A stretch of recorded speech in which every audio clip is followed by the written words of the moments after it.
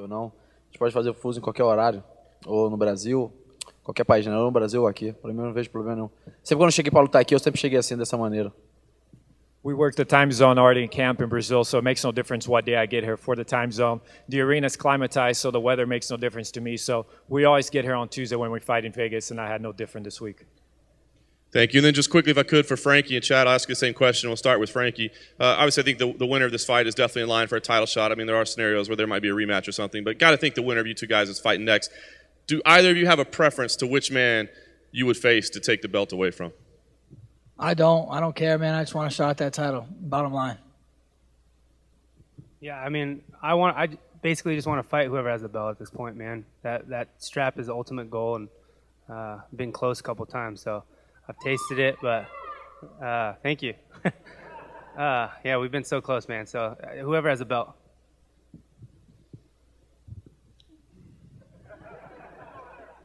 Hey, question for you, Dana.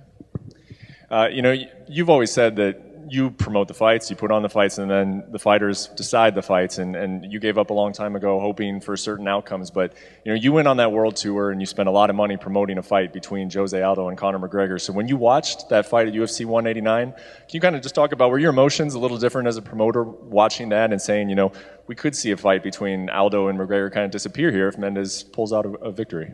That's the business we're in. These things can happen, The thing that made me happy the most was that Chad and Conor stepped up and both took that fight.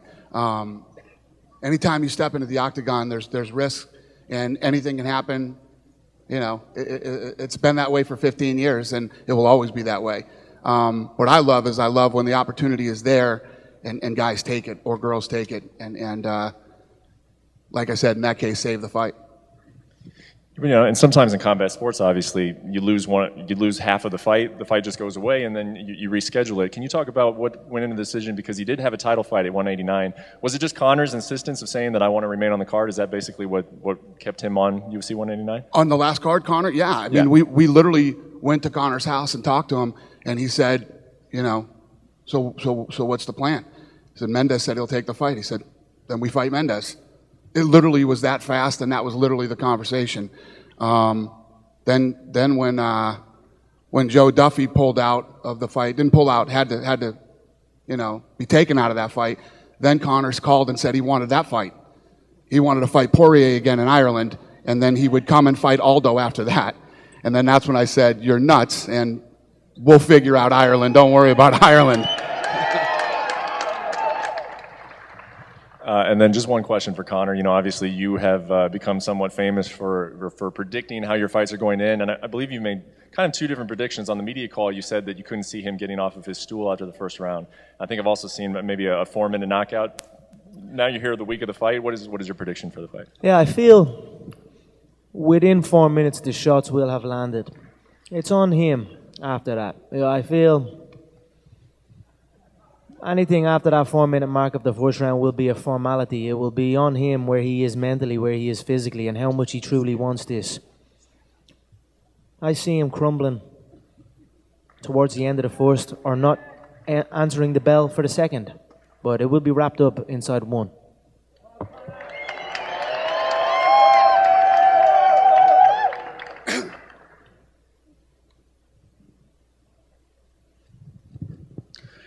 Hey guys, Ron Kruk with Inside MMA. Begin with Conor McGregor. Conor, question as you go into this fight, almost a year in the making, do you feel that this is the toughest test of your career? I feel it's only as tough as you make it. And I have been making them pretty easy for myself, I feel.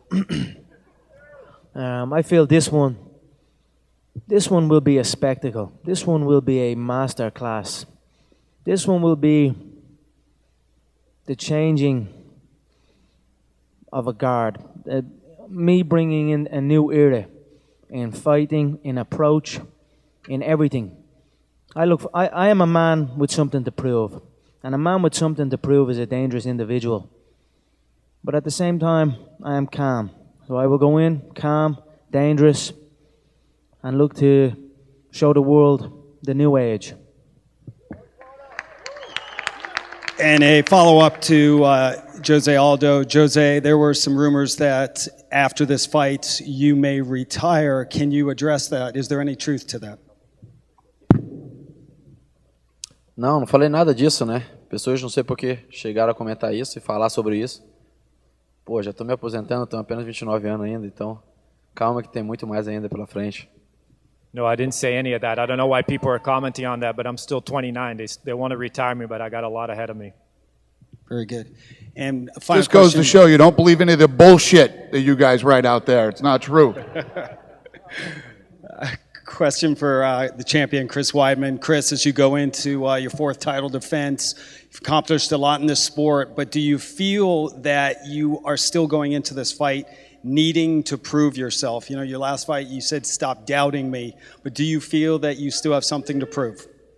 Yeah, I have something to prove to myself, nobody else. You know, I work hard, and I just want to go out there and show my true potential. Just go out there and show the world how good I am. Show myself how good I am. Question for Conor McGregor. Conor, you were set as the legit favorite by odds makers coming into this fight, no small feat over Jose Aldo. Odds makers do not operate off of emotion or hype. They're in the business of making money. Do you consider that a particular validation backing up your path? I certainly feel like the favorite. I carry myself like the favorite. Since I came in here, I carried myself like a world champion because when I came in here, I was a dual weight world champion. So I give that off. I go in and I perform, and the odds match how I feel. Question for Jose Aldo. Jose, you are a veteran of many 5-round fights. That's something that we haven't had to see Conor McGregor face. Do you feel like if the fight does go deep into the championship rounds, particularly maybe 5 rounds, that's going to give you an advantage as the veteran? Acho que a vantagem é o treinamento. Estou muito bem treinado, estou preparado para tudo. Se a luta ficar em pé, eu vou acabar. Se a luta for pro chão, eu vou acabar da mesma maneira também. Então, onde a luta cair, sempre vai estar nas minhas mãos. I think the advantage is really in training. If the fight stays on our feet, I'm going to finish it. If it goes to the ground, I'm going to finish it as well. Another question for Jose. Jose, some of your more spectacular finishes have, or fights have involved your signature leg kicks. Do you feel like the wide stance that Conor sometimes fights with is going to make him particularly susceptible to your lead leg kick? Acho que vamos ver, né? Tudo é uma luta. Acho que a gente treinou bastante. Como eu te falei, estou muito bem treinado, não importa o que aconteça na luta. Eu vou chegar lá dentro e vou vencer. We'll have to see. A fight's a fight, but I'm very well trained, and I'm going to have to go in there, and we'll see what happens. And lastly, a question for Dana. I want to ask you about the overall new approach to conditioning with the UFC athletes. We know there's an IV ban. We know there's the new center coming for athletes' rehabilitation, physical therapy, that sort of thing. And even in this fight, like Chris Weidman, for example, has talked about coming in lighter, making weight cuts easier. We're hearing it from some of the other guys as well. Give us an assessment of where you think that whole program is at right now, because it does seem like guys are taking all that seriously and really adapting their training camps accordingly. Yeah, it was necessary to do. You know, we continue to evolve with the sport, and I was actually talking to some guys last night about that.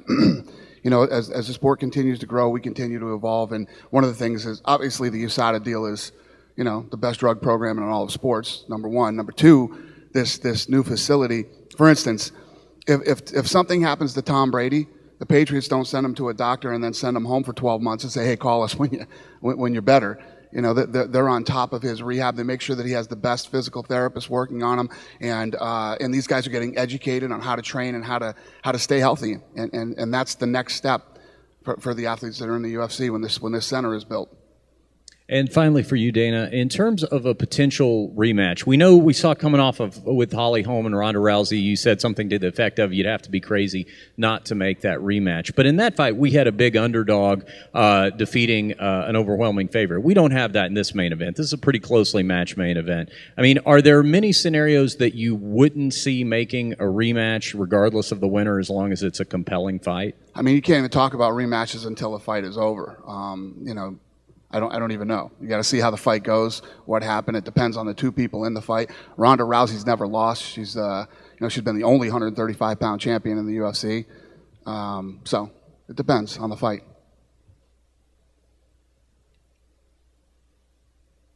Hello. Here? Yep. I'm going to ask in Portuguese for Aldo. Aldo, no primeiro semestre você declarou algumas vezes, mostrou insatisfação.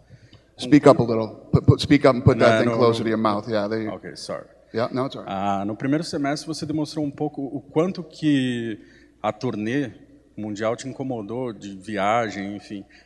O fato de não precisar viajar tanto, não precisar fazer todo esse trabalho para essa luta, o quanto isso melhorou no seu treinamento, só focar nos treinos lá no Brasil?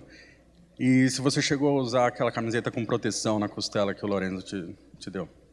The question was, in the first semester we saw how bothered you were by the world tour and all the traveling and all of that. In this fight, you didn't have to do any of that. How did that affect your training and your overall condition? And did you wear the shirt that Lorenzo gave you to protect your ribs? Aquilo foi cansativo pelo fato que a gente teve que passar um tempo, né, viajando, passando de cidade em cidade, então por esse lado sim. Mas logo quando acaba a gente volta para academia, volta a treinar, fica focado. O que a gente tem que focar aqui é a luta, né? Então é bem tranquilo, mas só a única coisa que fiquei por isso. Tá viajando todo dia, cada dia é um lugar diferente. E usei sim, né? Acho que foi um presente bom pro Lorenzo me deu aí. Então tá usando, né? Tudo que chega para somar a gente tem que usar sim. Yeah, the world tour was a bit tiring because we're going from city to city. Each day we're in a different city, so it is tiring, but once you get back in the gym and you retain your focus, you go from there. But and the shirt I've been using was a great gift from Lorenzo. This is for Conor McGregor. I believe you practice visualization. Can you paint a picture of what it is you see in your mind happening on Saturday night?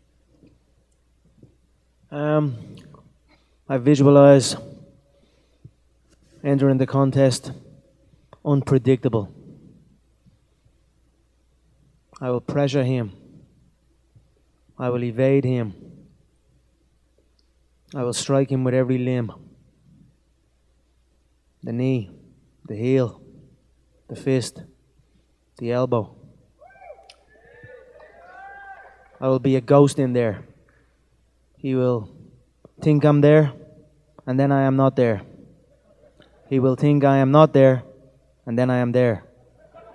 So, I'm going to put on a masterpiece for this fight. This will prove my point, that I am the number one.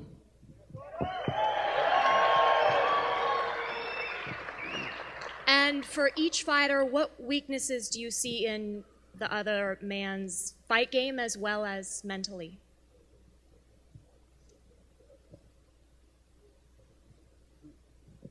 Acho que o ponto fraco eu não posso falar, né? Que senão eu não vou usar ele. I can't talk about his weakness, so I'm not going to be able to use it.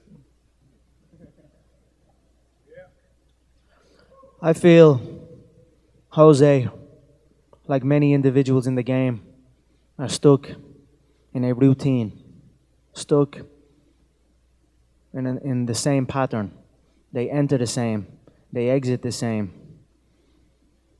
they hit pads the same, they grapple the same. It's routine and it's repetition. And I truly feel routine and repetition will close off your mind and lock the frame. So I just feel he does the same thing over and over. It is predictable. So that's where I feel his weakness, like many other individuals in the game's weakness lie. They are predictable. And finally, Chad Mendes, having faced both men, what does each need to do to win, and who do you predict to win? I mean, honestly, I think both these guys can, have a big, I don't know. I think both guys are going to cause some issues for each other. I mean, Conor has his long reach. He's southpaw. He uses pressure well. Aldo's very explosive, and he's dangerous on the feet everywhere. The one thing that I see Aldo having over Conor is the ground game. We'll see what happens mentally when both guys get in there. This is a fight I'm really excited for. Getting in there and fighting against both of these guys. I've felt their mental and their physical, and it's going to be an exciting fight.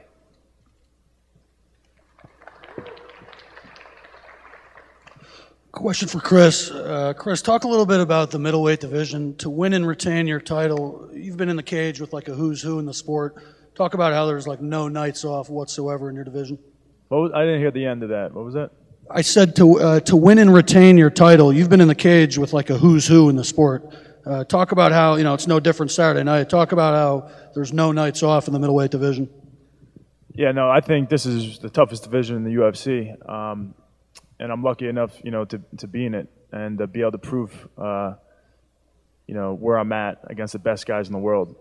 And it really doesn't matter who I'm going against. From Mendes Silva to Leo Machida, Vitor, now Luke. It's always a battle against myself and beating myself in there.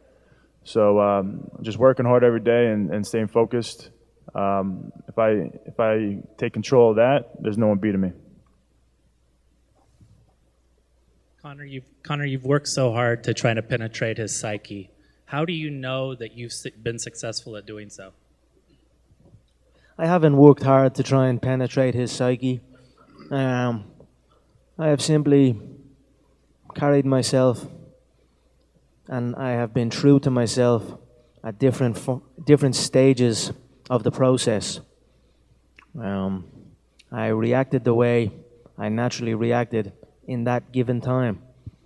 I feel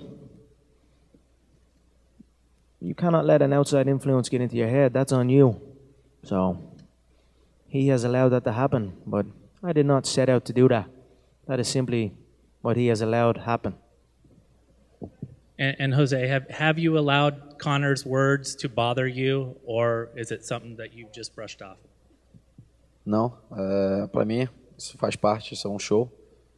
Estou preparado para lutar, então eu chego lá dentro e luto, nada do que acontece fora eu deixo entrar na minha cabeça, eu fico pensando que isso é aquilo.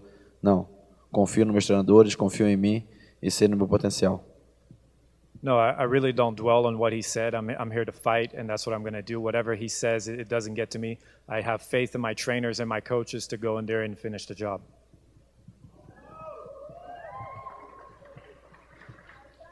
A couple questions for Conor, please. Conor, we've heard you say a lot of times that you feel like Jose's stuck, he hasn't progressed. But I'm wondering, was there ever a time, maybe before you got in the UFC or whenever, when you were impressed by what he's done? Many people have done many great things in the sport. This sport has become my life. This promotion has become my life. I've been a fan of the game for so long. But there was never a time when even when I first laid eyes on the UFC, when I first saw it, the one thing I thought there and then when I was maybe 15, 16 years of age was, I can beat these people. So, although I respect everything that everyone has done in this game, I always thought I was better. Jose, I mean, he's pretty unanimously, if not the top pound-for-pound fighter. People would say he's in the top 2 or 3. What do you think when you hear that? Is it ever, maybe I'm discounting this guy, or do you just think that's wrong? No, I am happy to hear that. He is currently the pound-for-pound #1 fighter on the roster. So I've been telling people that I am the current pound-for-pound #1 fighter on the planet. So the pound-for-pound #1 spot is up for grabs here. This is a contest for that #1 spot. So, like I said, I am a man with a point to prove, and I will go out and I will prove it.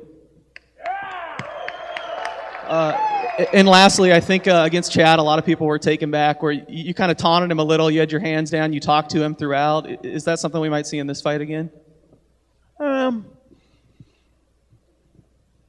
Yeah, certainly. I will enter and be free and allow the situation to unfold and allow myself to act naturally. That's what this is. I enter and it's a freedom of expression. Like I said before, when I make that walk, I'm unshackling chains off of me. And when my feet touch that canvas, it's true freedom. There is no one that can tell me what to do, how to do it. I simply do it as I feel. So I will enter and be free. Question for Conor. Conor, I don't know if it's true, but I saw this morning a report saying that you had spies on Aldo's camp. Can you comment on that? Is that true? Yes. Same question for Aldo. Aldo, ele disse, eu vi uma reportagem hoje de manhã com ele dizendo que tinha espiões no seu camp. Você pode comentar sobre isso? Logo mesmo? Pode traduzir? Tá. Por mim não vejo problema não, então o espião dele já falou que eu vou chegar lá dentro e vou vencer a luta. Então, enquanto eu estou bem tranquilo. Well, that's not a problem. His spies must be saying that I'm going to go in there and win the fight, so I'm very easy about that. Aldo, você completou nas últimas semanas 10 anos invicto, mas você está vindo como azarão para essa luta. Se você tivesse um dinheiro, você apostaria em você? E qual é a dica para os apostadores? Apostar em que round e como? You're 10 years undefeated this past week, but you're still not the favorite in this fight. If you had the money, who would you bet on? Eu não ligo muito para isso, né? Para mim isso aí fica fora, as opiniões, isso aí não sei nem quem que colocou não, é lógico. Se quiser ganhar um dinheiro fácil, você vai colocar no Aldo que sabe que vai vir a vitória. Então, para mim, pouco significa se eu sou favorito ou não. Nunca liguei para isso. Nem penso nisso, né? Lógico, pode colocar um dinheiro em mim que vai ser dinheiro fácil. I don't really care about that. I don't really even know who's making those odds, but if you want to win some easy money, you bet on Jose Aldo and you're going to win it. I really don't look at the odds at all. I've never cared if I'm the favorite or not. No Brasil, essa luta está com uma expectativa muito grande. Certamente você ouviu durante todo esse tempo muita gente falando para você ir lá, para você matar o Conor, que é realmente o tom que essa luta está tendo no Brasil. Como é que você faz para isso não te alterar até mesmo no momento que você entrar no octógono? This fight has a great repercussion in Brazil. A lot of people are telling you to go out there and kill Conor. How do you keep that from affecting you inside the cage? Não só no Brasil, né? Em todo lugar que eu passei. Sempre ouvi isso. Mas isso aí para mim fica pessoal fora, né? Eu não deixo nada disso entrar na minha cabeça. Acho que eu tenho que estar focado no meu treinamento, nos meus treinadores, tudo aquilo que significa luta para mim. Então, lógico, a gente até brinca na hora, mas sabe que quando chega na semana, quando chega dentro do cage, eu tenho que estar focado, visualizando tudo aquilo que eu treinei para chegar lá dentro e vencer as lutas. Not only in Brazil, but I've been hearing that everywhere I go, and I try to keep that out of my mind. I have faith in my coaches and my trainers and what we're doing, and I know I got to go in there and fight, and that's what I'm going to do. And Conor, today you seem more relaxed and more calm than usually that we saw you in the media events. Is there any special reason for that?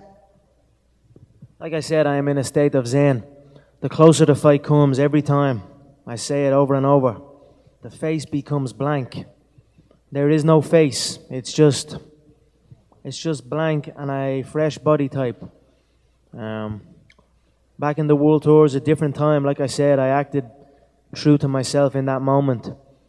Now it is a new time. Now war is upon us. So I am calm, cold, ruthless, and ready to take out the body that's in front of me.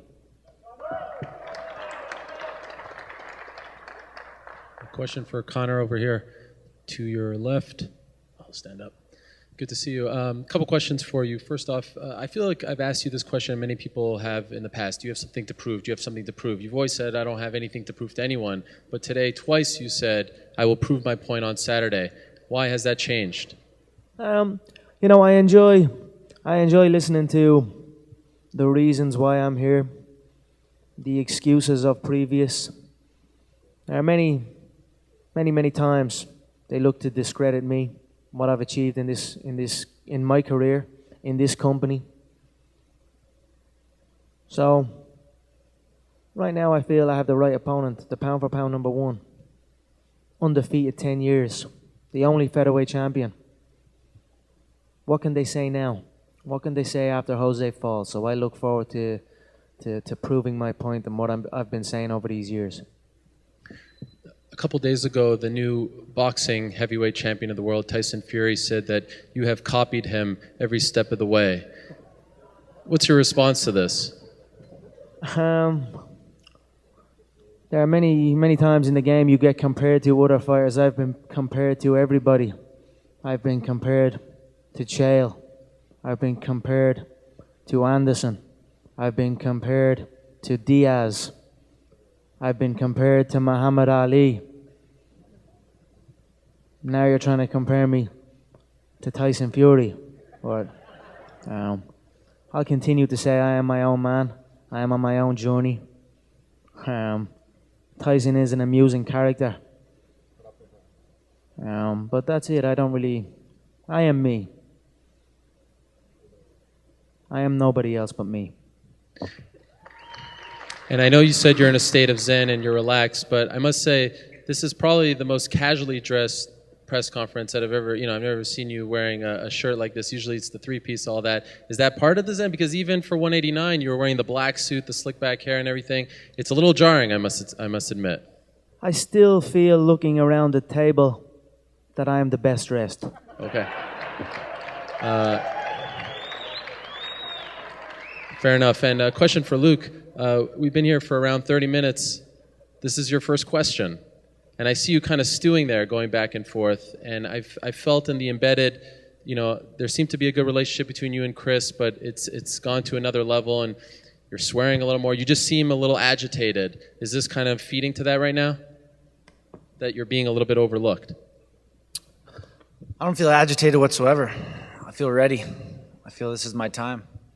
I feel I've separated myself technically, mentally, physically, and these guys have a lot of catch-up work to do. I don't know. I'm ready to fight. I feel I'm the better man. The usual Ariel Helwani, hard-hitting, insightful, powerful questions. Thank you, Ariel Helwani. Who has the next question? Jim Edwards here for The Mirror. First question for Frankie Edgar. Frankie, you've obviously been in the game a long time now. How do you continue to keep yourself motivated, and what do you believe is left for you to ultimately achieve in the game? I keep myself motivated just because I want to be the best. I got into this sport to be number one. I didn't want to be a guy that was just average. I held the title at lightweight. I've been knocking on that door here at 45 for the 45-pound title for a while now, and I feel I'm one fight away from that. I got to make sure I take care of business on Friday and get that done. Frankie over here. I'm sure you're completely focused at the task at hand on Friday night, but in the back of your mind, are you also now Jose Aldo's biggest fan in hoping that if he wins, that will be the best route for you to get a title shot next year? Honestly, I'm taking myself out of that. I'm worrying about Chad, and that's it. Friday's got to come first before Saturday does. And once Saturday's here and I did my job, then I'll worry about Saturday night. And a question for Chris and for Luke. Obviously, Jose and Conor have been they've been the promotional head of this monster card. Have you been comfortable with that? Letting them take the brunt of the promotional activity in promoting this event, and are you happy to just be able to focus on the training aspect and just preparing for this fight? Go ahead, Luke. Ladies first. It's been a pleasure. Got him. I'm not going to copy McGregor on that one, like Chris. But I got to thank the man. He promoted the card. It takes a lot of work off my back. I get to focus on training and being as technical and as focused as possible. I'm ready. I'm ready to fight. I'm ready to go take this belt. I wasn't there for that press conference. He just told me that. I didn't know Conor said that. My bad. But no, I'm definitely comfortable with where everything's been. Conor and Jose, this card has been a card that people have been looking forward to for, I guess, almost a year now. There's so much hype behind it, and I'm completely comfortable just worrying about retaining my belt. We just seen another little bit of what we call friendly banter in the UK between Chris and Luke.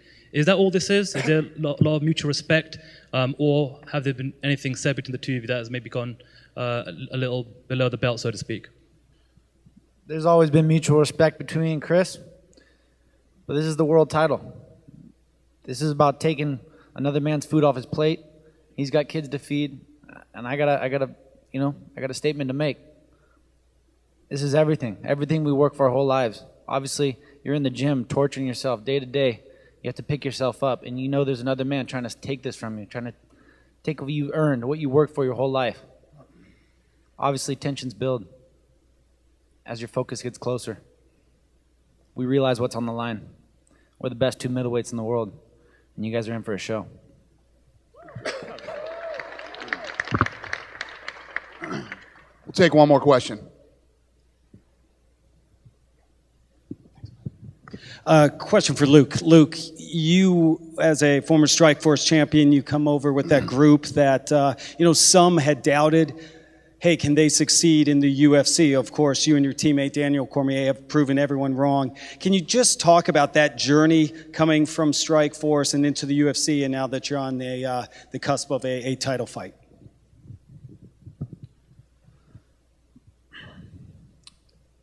It feels good to be credited for your work and what you do, what you pride yourself on, of course. So for your accomplishments to be beaten down and make less of what they really were, of course I came in with a point to prove when I came here, and I'm here, and I'm here to make another point. People still look at my biggest win as my last win as Lyoto Machida. They don't realize my fights with Tim Kennedy and Jacare. Those guys were much tougher for me than anything I faced thus far. I got nothing for that. So, one more point to prove, one more statement to make. It's going to come Saturday night. I'm the better middleweight. Fighting is about relaxation. It's about adjustments. Who has the focus? Who can face adversity and work with it and flow with it? I feel I'm the man to do that. I know how to deal with adversity. We will hit adversity. We both will hit adversity in this fight. And I know how to flow with it. I know how to work with it. Chris is a control freak. When he doesn't have control, he tenses up and it forces him into a different fight. I'm going to stay composed. I'm going to stay relaxed. I'm going to make the adjustments, and I'm going to make them pay. I'm going to take the belt home. Let's give the champ, you want to respond to that? I'm not a control freak. My wife's a control freak. That's number one. Very laid back. And basically, on Saturday night, I'm going to give this guy a reality check. I think if you ask me what his biggest weakness, I don't think is, something physical. I think it's in his head. I think it's his ego. And that's what I'm coming for. I'm just going to give him some reality. I'm going to throw him around the ring. It's going to be a fun night. And final question, Dana, just can you talk about this unprecedented week, back-to-back-to-back events? Has it been a little bit challenging to promote all these fights that deserve so much attention? Surprisingly, it hasn't.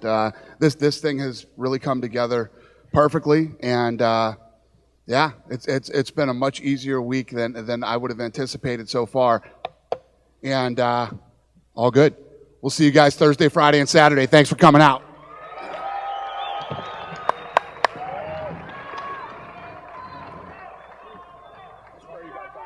Don't move all this shit.